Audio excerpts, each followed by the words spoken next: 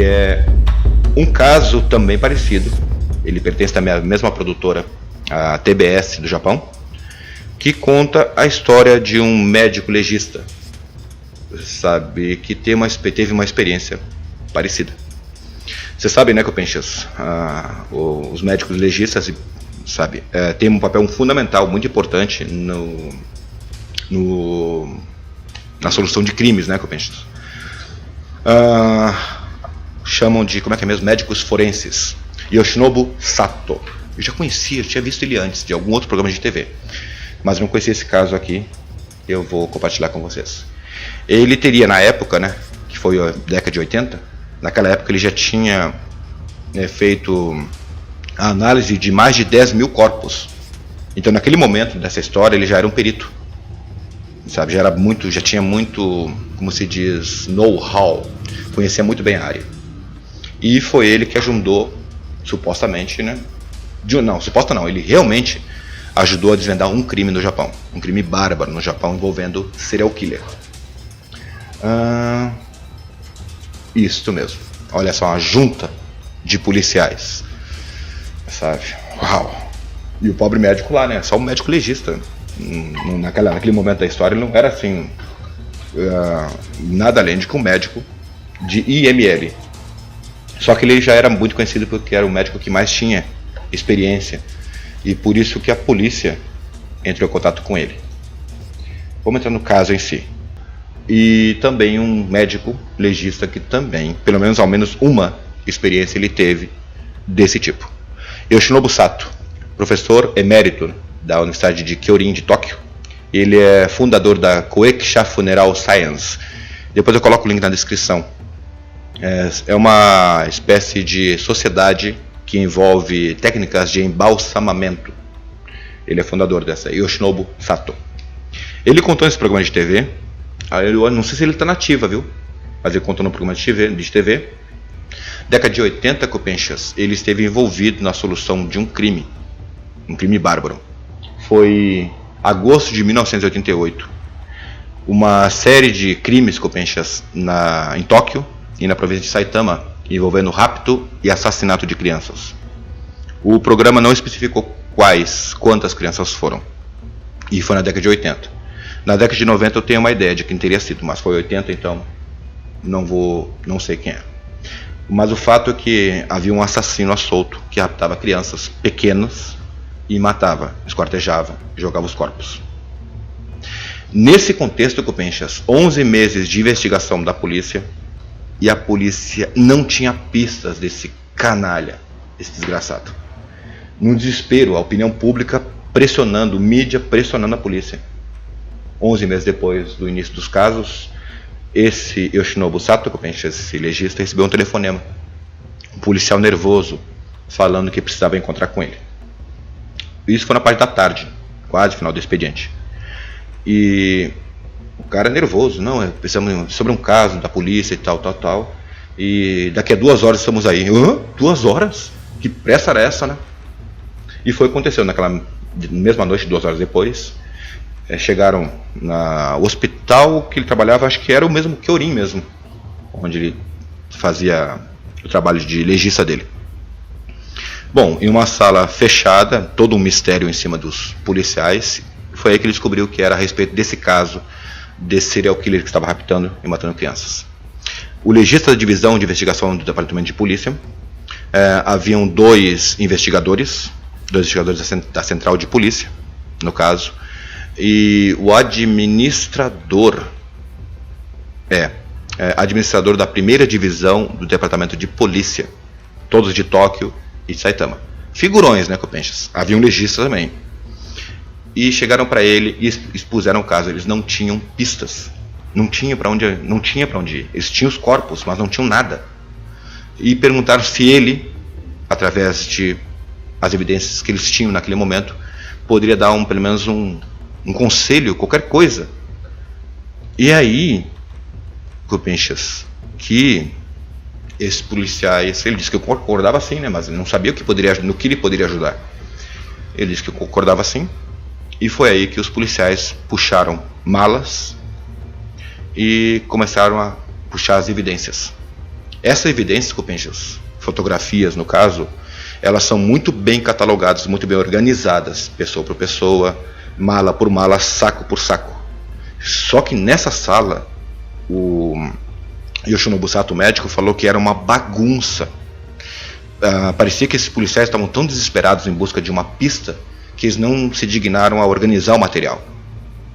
Eles simplesmente juntaram as mesas e começaram a colocar as fotos do caso, dos cadáveres, né, das vítimas, em cima da mesa. E foram colocando meio que tudo desordenado, bagunçado, não sabia o braço de um, cabeça de outro, sabe? Porque esse assassino não só matava, mas também esquartejava. Tudo misturado, 300 fotografias. Doutor, ajuda nós aí. E o doutor, esse médico legista, poxa, o que eu posso fazer num caso desses? Tudo bagunçado, caiu de paraquedas no caso. O caso era sério, ele não sabia no que ele poderia ajudar. Bom, mas vamos dar uma olhada pelo menos nas fotos, né? E ele conta que ele inclusive reforçou essa história depois, sabe, durante a entrevista para esse vídeo. Ele conta que perdeu a fala, que era muita fotografia. E era muita fotografia de corpos esquartejados, feridos, tremendos, né? De crianças. Era brabo, o material era feio de se ver. Bom, vamos tentar, né? Foi o que ele disse. Tentar investigar, ver se esse material, ver se conseguia alguma coisa. Olha lá a mesa coberta com 300 fotografias Copenjas do caso. Essas fotos não foram publicadas jamais em nenhum jornal, viu, Copenjas? E o que está ali são só fotos para dramatização.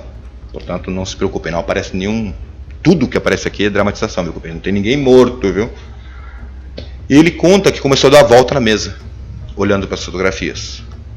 Quando ele estava terminando a primeira volta, é que uma coisa estranha aconteceu, como mostra a dramatização. Eu tenho que colocar essas fotinhos, né, para poder dar os 15 segundos, senão o strike come aqui. E houve um momento, quando ele estava terminando aquela volta, que ele reparou num canto da mesa. Ele disse, né, até em entrevistas posteriores, que foi mais ou menos como está se vendo na dramatização. Num canto da mesa, ele disse que algumas fotografias começaram a flutuar na frente dos olhos dele, como se estivessem flutuando, enquanto que uma luz, como se fosse uma lanterna, em cima daquelas fotos começou a brilhar, a ponto como se fosse um círculo de luz em cima de 3 fotos Copenjas. Foi o que ele contou. Olha só que estranho, Copenjas. Teria sido assim a cena. Inclusive até ele confirmou mais tarde. 3 fotos começaram a brilhar na frente dele. Começaram a flutuar e brilhar. Ele achou que ele nunca tinha passado por aquilo antes, né? Que coisa estranha.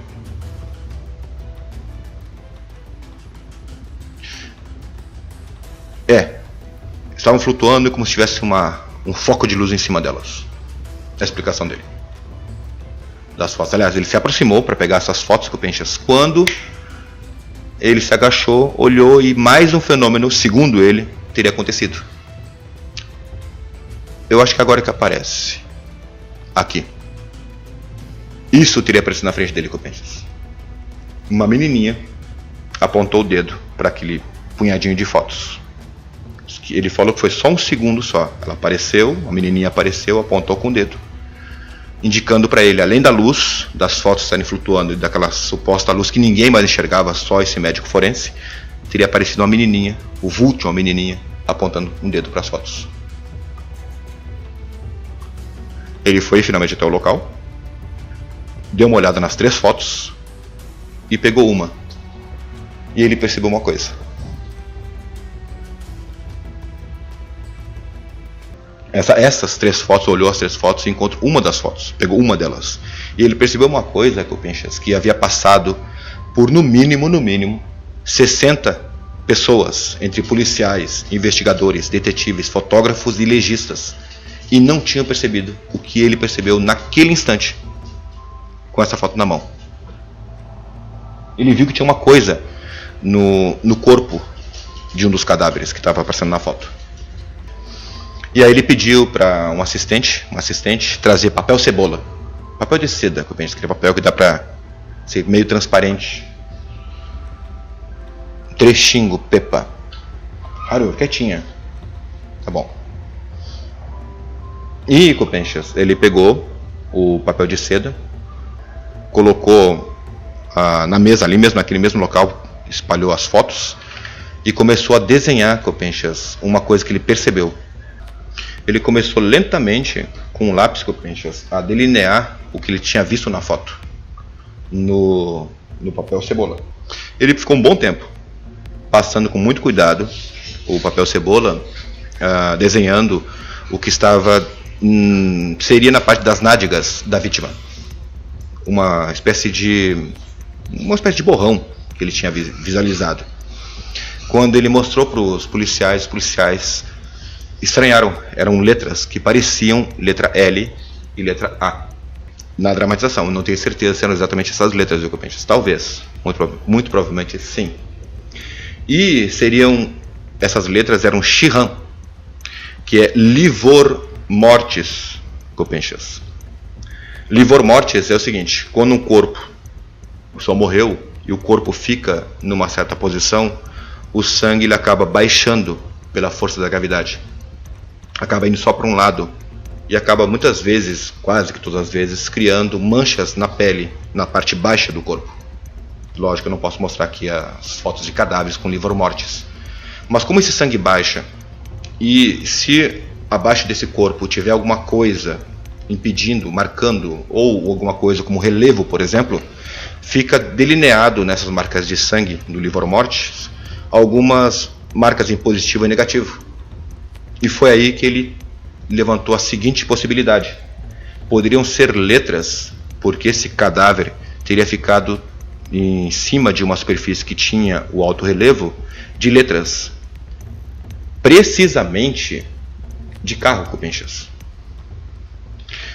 Segundo a possibilidade explanada pelo médico Yoshinobu Sato, pelo Sato, né? Ele calculou que a vítima, depois de morta, teria sido colocada em cima do tapete de algum carro e foi transportada de um lugar para o outro. Como o tapetinho ele é feito em relevo e a pessoa estava morta de 1 a 12 horas, esse relevo de letras do veículo teria passado, graças ao livor mortis, para a pele da pessoa, o que proporcionou aquelas letrinhas. Foi a pista, Copenchas, necessária para a solução do caso. E aqui ele explica um pouco sobre o livor mortis, que calculava que a vítima estava dentro de um carro, morta, né, por 1 hora ou até 12 horas, precisamente em cima do tapetinho de um carro. O formato das letras e tudo mais são exclusivos, Copenchas. Cada carro, cada empresa e cada forma é exclusiva. Não foi tão difícil, porque tudo é muito bem registrado no Japão, tudo é muito bem catalogado. Não foi tão difícil. Tanto que naquela mesma semana, depois ele confirma as datas, né, no finalzinho do vídeo, naquela mesma semana conseguiram pegar o criminoso. Os policiais, com só essa informação, que se enlouqueceram, puxaram uma linha vermelha direto para a polícia e correram atrás. 3 dias depois, Copenchas, o caso foi resolvido. O assassino em série foi capturado, foi preso, e um fator decisivo foi justamente o tapete do carro. Foi através do veículo, do carro, do tapete do veículo, que conseguiram determinar, certo? E através do livor mortis e da pista cedida pelo Dr. Sato, conseguiram pegar esse criminoso. Não, no caso aqui, o Copenchas, não foi definido, não foi explicado qual caso foi, qual crime foi. Eu deveria investigar, mas deixa. Aqui ele reforça, Copenchas, a explicação estranha de que não teria como, não tem como conseguir uma pista naquelas circunstâncias de repente joga 3 das fotos para ele bagunçadas, e ele conta que viu as fotos flutuando, aquele brilho, e aquela menininha apontando com o dedo como se tivesse: dá uma olhada nessas fotos aí. Ele contou o seguinte: será que não existe alguma coisa? Aqui no ônibus, né, da gravação desse vídeo, ele explicou, ele repetiu. Sentiu as fotos flutuando e o brilho em cima. Ele, um homem de ciência, ele falou assim: será que não existe o Reikon? Sabe, será que o Reikon não existe? Reikon, Copenchas, alma dos homens, espírito dos homens, espírito das pessoas. Em outras palavras, o espírito. Será que fantasma não existe? Será que tem alguma coisa que nós deixamos passar? Será que tem alguma coisa que nós não conhecemos ainda? Foram as indagações que ele colocou nesse especial de televisão. Interessante, né? Bom, eu fiz questão, Copencha, de trazer esses 2 casos muito por causa do policial. Poxa, não é nada, o cara foi chefe, foi diretor-geral, certo? Não de uma delegacia, mas de todas as delegacias de uma província, de um estado inteiro. E que nunca contou na época, nunca se vangloriou da época desse suposto dom dele. Ele só contou depois que se aposentou. E ele jurou que nunca utilizou isso, sabe, em benefício nem próprio, nem para resolver crimes.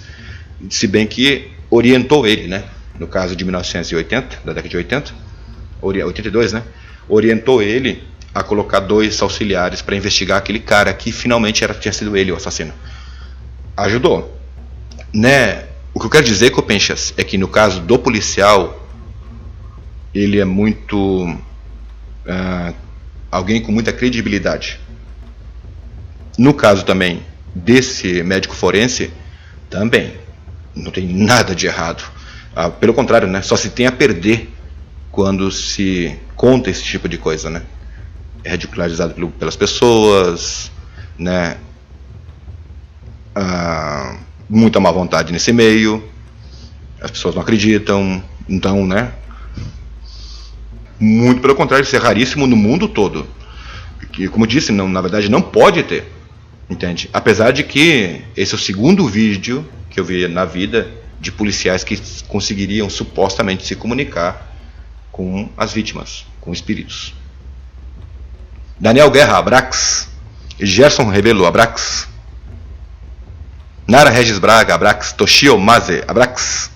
Macê, né? Toshio Macê, né? Macê. Abrax. Então, né, Rafael, são casos, assim, modernos, né? De pouco tempo que houve o interesse, né, do canal TBS de ir atrás. Tem alguns outros casos, assim, parecidos com esse, certo? Ok. Bom, como, né, Copenchas, agora é no mês ainda de agosto, e eu vou ficar hoje, né, ainda hoje, nessa temática, digamos, assombrada, que eu estou dizendo, por que Copenchas poderia até continuar assim, digamos, forever, né, só colocando coisa meio que assombrada nessa linha aqui, é que Copenchas, eu vou contar um pouquinho, sabe, já contei algumas vezes já, mas vocês não sabem, Copenchas, como é apertado esse meio sobrenatural. Mateus que o diga. Quando eu entrei, né, pro projeto Assombrado, na época do blog, que eu conheci o Mateus me chamou pro projeto, beleza, vamos procurar. Rapaz, não tem mais coisa assombrada mais. Tipo, a gente que conhece bastante esses casos, desde Monstro do Lago Ness, casos de fantasmas, de poltergeist, discos voadores, quando a gente entra para trabalhar nesse tipo de coisa, tu vê que ele é muito apertado, porque não são casos infinitos. É caso Varginha, caso Roswell, caso Mongol, caso de Kalahari, caso do Peru, aquele aviador, aquele piloto de caça que teria jogado um míssil contra um OVNI. São poucos casos. Monstro do Lago Ness também, entende? É uma coisa muito... Ou seja, faltam casos, são poucos casos. Daí, quando entrei, Mateus, não tem mais casos, tudo tu já contou. E aí que eu trouxe alguns casos japoneses para ele, blog e tudo mais, e tem ajudado até lá. E aí sim, entrando nesse meio, descobri que existem sim alguns casos norte-americanos, ingleses, escondidos, ocultos, perdidos por aí. E aí deu para resgatar esse material e trazer, sabe, para o grande público. Mas eu quero dizer que eu pensei que é bem apertado essa parte de coisa sobrenatural estranha. Daria, sabe, para trazer nem que fosse um caso estranho desses, fantasmagórico, poltergeist por live, certo? Mas em alguns anos não teria mais material para apresentar. E mesmo porque também, né, que eu penso, o canal Curionautas não é um canal de terror, é um canal de curiosidades obscuras. Eu não sei como é que classifica o Curionautas, não sei como é que classifica esse canal, eu mesmo não sei.